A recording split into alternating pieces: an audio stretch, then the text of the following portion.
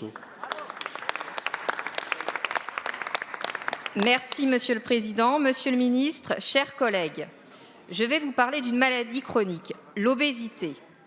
J'associe à cette question notre collègue Richard Ramos. Le 4 mars dernier s'est tenue la journée mondiale de lutte contre l'obésité.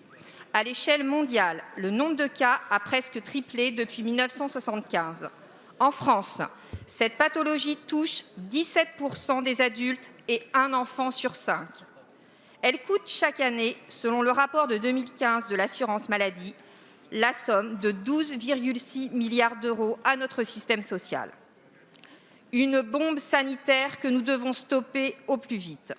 Selon les équipes du CHRU de Lille, le 4 mars 2021, plus de 47% des patients infectés par la Covid et entrant en réanimation sont en situation d'obésité.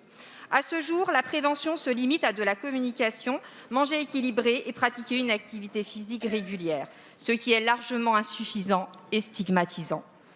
D'autant plus que, selon le rapport de nos collègues Claire Pitollat et Lauriane Rossi, les perturbateurs endocriniens ont un rôle reconnu dans le développement de l'obésité, tout comme les substances addictives dans l'alimentation industrielle. Mes chers collègues, cette crise de la Covid-19 a permis de qualifier 10 millions de Français atteints d'obésité de personnes à haut risque. Le lien entre environnement, alimentation et santé est un sujet majeur qui sera un des grands enjeux de la décennie à venir de notre système de santé. Aussi, Monsieur le Ministre, j'aimerais savoir quels sont les projets d'urgence et de long terme que le gouvernement souhaite mettre en œuvre pour répondre à ce défi. Je vous remercie.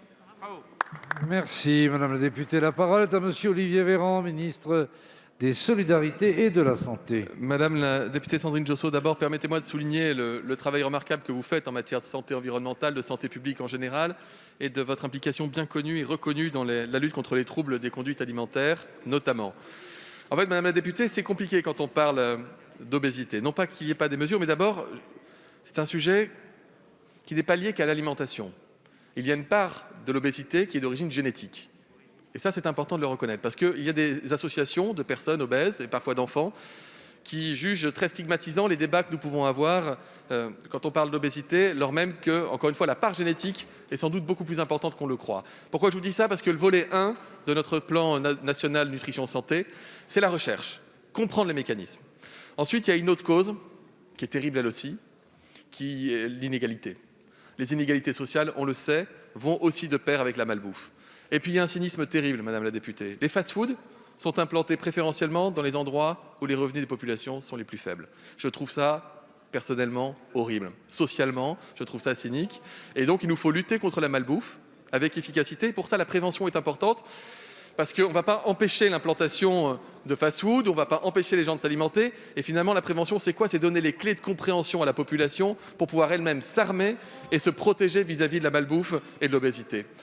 Il y a quelque chose, un combat que vous avez mené, que j'ai mené à vos côtés, qui était le combat pour le Nutri-Score, qui est une innovation française portée par le professeur Serge Ekberg à la base et que nous déployons aujourd'hui au niveau européen. La France présidera bientôt l'Union européenne et je souhaite, côté santé, pouvoir promouvoir cet outil Nutri-Score qui a fait des petits dans plusieurs pays européens et qui est un outil d'information remarquable. Vous avez aussi les opérations, les démarches qui sont montées par exemple, Yuka avec l'application, je ne cite pas de marque habituellement, mais elle fonctionne plutôt bien. Et donc tous ces messages de prévention qui sont nécessaires. L'activité physique, évidemment, est importante. La lutte contre la publicité offensive, notamment à l'égard des publics les plus jeunes, c'est-à-dire les enfants qui peuvent être très sensibles à ces messages publicitaires.